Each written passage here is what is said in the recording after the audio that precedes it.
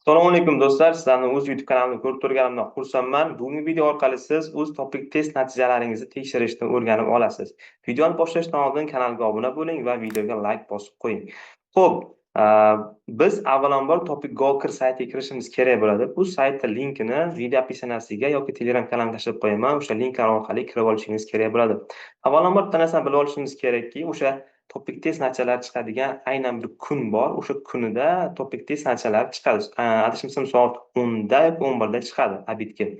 O'sha kunida siz topik test natijalaringizni tekshirmoqchi bo'lasiz, lekin juda katta navbat paydo bo'ladi. Ya'ni kim bu saytda natijangizni tekshirish uchun. Maslahatim o'sha kun emas, ertasi kuni yoki indini o'sha topik test natijangizni tekshirsangiz navbatlarsiz bemalol tekshira olasiz. Chunki o'sha kunni o'zida navbat 4,5 ming, 5 minggacha ham ko'payib ketadi. Ya'ni siz 2 soat, 3 soatlab navbat kutib qolasiz. O'shaning uchun ertasi kun natijani tekshirsangiz bemalol tekshira olasiz, vaqtdan yutasiz. Xo'p, o'sha linklar, men bergan link orqali saytga kirasiz va saytga kirgandan keyin mana shunaqangi oyna kutib oladi sizni.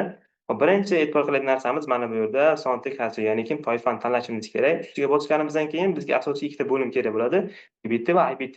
Siz qaysi topik testiga topshirganingizga qarab tanlaysiz. Ya'ni siz PBTga topshirganmisiz yoki IBTga. Men PBTni tekshiraman. Xo'p, undan keyin pastdagisi bu yerda ham nechinchi PBTga topshirgansiz, nechinchi PBT imtihoniga topshirgansiz, o'shani belgilashingiz kerak bo'ladi. Xo'p, men bu yerda 105-chi PBTga topshirganman, lekin topshirgan sonlikni tekshiryapman. Xo'p, bu yerda belgilaganimizdan keyin bu yerda anketa raqamini kiritishimiz kerak bo'ladi. Xo'p, bu yerga anketa raqamini kiritib olamiz. Agarda siz mabodo anketa raqamini bilmasangiz, nima ekanligini bilmasangiz, qayerdan olishni bilmasangiz, buni ham ko'rsatib o'taman.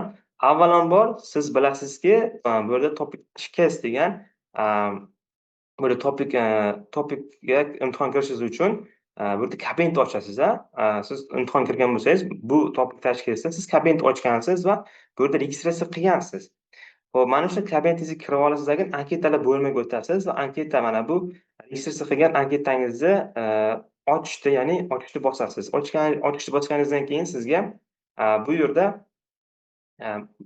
mana bu anketangiz raqami kelib chiqadi. Ya'ni 13 talikmi raqami kelib chiqadi. Mana shu 13 talik raqamni siz mana bu yerga kiritishingiz kerak bo'ladi. Mana buni anketa raqamini kiritib bo'lgandan keyin bu yerda yilni tanlaymiz. Men tekshirayotgan odam 2005-yil. Bu yerda esa oy 11-oy, kun 21-kunni tanlaymiz.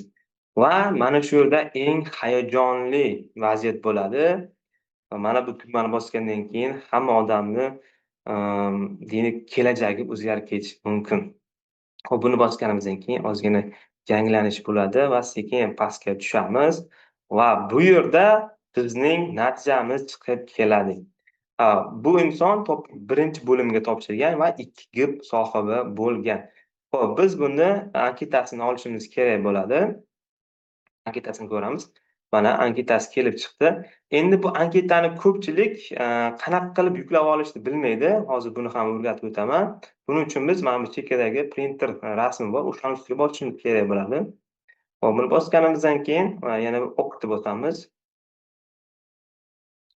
Ozgina vaqtdan keyin bizga yana bir oyna chiqishi kerak bo'ladi. Xo'p, mana oyna chiqdi. Bu yerda o'sha anketani razmerini yoki shaklini ko'rib olishimiz mumkin. Ya'ni bizga PDF fayl kerak. PDF fayl va bu yerda bitta tomon kerak, bittasi. Saqlanib bossak, mana shuni bo'ldi, saqlanib bossak bizning kompyuterimizga saqlanib bo'ladi bu anketamiz. Xo'p, bitta narsani bilib olishimiz kerakki, bu saytga faqatgina kompyuter orqali kirish mumkin. Kompyuter orqali natijangizni tekshirishingiz mumkin bo'ladi. Telefon orqali iloji yo'q. Va yana bitta narsa do'stlar, agar siz mana shu video orqali natijani tekshirib olishni o'rgangan bo'lsangiz, kommentariyaga nechinchi darajani olganingiz va nechi ball bilan olganingizni yozib qo'ysangiz juda ham zo'r bo'lardi. Men kommentariyada o'qib juda ham xursand bo'lardim. Xo'p, mana shu joyda bizning o'sha darsligimiz tugadi. Ya'ni biz bu videoda natijani tekshirib olishni o'rganib oldik. Menimcha manfaatli bo'ldi. O'sha aytganimdek, kanalga obuna bo'ling, videoga like bosing va keyingi manfaatli videolarda Ko'rishguncha xayr, sog' bo'ling, omon bo'ling.